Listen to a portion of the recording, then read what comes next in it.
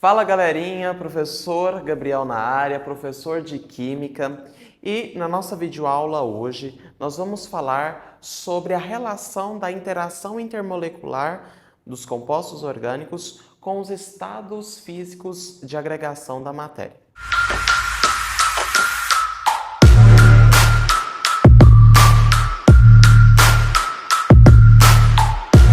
Em situações cotidianas, nos deparamos com algumas substâncias que se encontram em diferentes estados de agregação.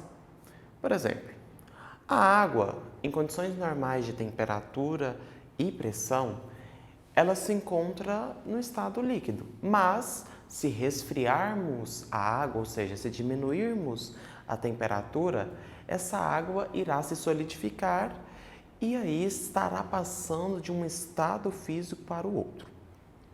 Ou também podemos exemplificar que o vapor de água que é presente na atmosfera e que é o responsável pela umidade da atmosfera.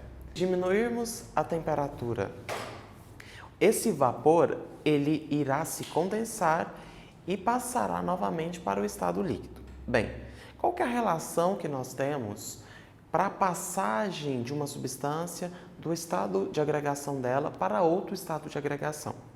A principal característica é a interação intermolecular dessa substância. O que vem a ser a interação intermolecular? Grande parte das propriedades físicas das substâncias é decorrente das interações estabelecidas entre as moléculas. As interações intermoleculares elas podem ser classificadas em forças de polo induzido, forças de polo permanente e ligações de hidrogênio. Iremos abordar apenas a interação intermolecular do tipo de polo induzido, já que essa interação é a que predomina nos hidrocarbonetos.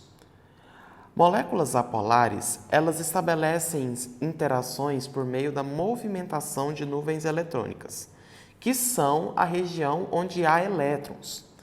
Essa movimentação leva momentaneamente a separações de cargas de polos elétricos. Nesse momento, o movimento dos elétrons cria regiões de altas e baixas densidades eletrônicas, levando uma atração entre elas. Quando ocorre na molécula apolar, esse deslocamento da nuvem eletrônica, dizemos que há um dipolo instantâneo. Nesse processo, há também uma atração entre o núcleo do átomo de uma molécula pela eletrosfera da outra. Essa interação é chamada de polo induzido, pois ela só vai existir a uma distância muito pequena entre duas espécies e é resultante da movimentação momentânea de elétrons. Quando se determina experimentalmente as temperaturas de ebulição dos compostos orgânicos, elas vão simplesmente se justificar a partir da interação intermolecular. De maneira geral, podemos dizer que a temperatura de ebulição ela é determinada por três fatores: tipo de força intermolecular, superfície de contato e massa molar. Se pegarmos como exemplo o hidrocarboneto propano e o hidrocarboneto butano, a interação intermolecular desses compostos serão as mesmas. Mas então, se elas serão as mesmas, o que vai diferenciar o ponto de ebulição do gás propano do ponto de ebulição do gás butano? Um outro fator importante é a massa molar e também o tamanho da molécula. Podemos analisar que o efeito da massa molar sobre a temperatura de ebulição é o seguinte: quanto maior for a massa molar da substância, o que significa também o maior tamanho da molécula, mais as forças intermoleculares atuarão, sejam elas quais forem. Portanto, mais difícil será transformar a substância de líquido em gás. Maior será a temperatura de ebulição. Também podemos analisar a influência do comprimento da cadeia principal de um composto. A massa molar e a interação intermolecular estão relacionadas também com isso. De forma geral, podemos dizer que, quanto maior a cadeia principal da molécula, maior a extensão para a atuação das forças intermoleculares, portanto, maior será a temperatura de ebulição.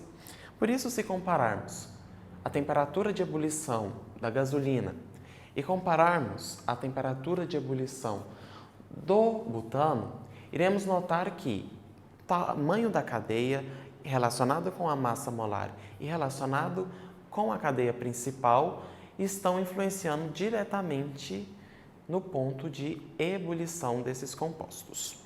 E essa foi a nossa videoaula de hoje. Curtam muito, compartilhem e não esqueçam de comentar. Até mais!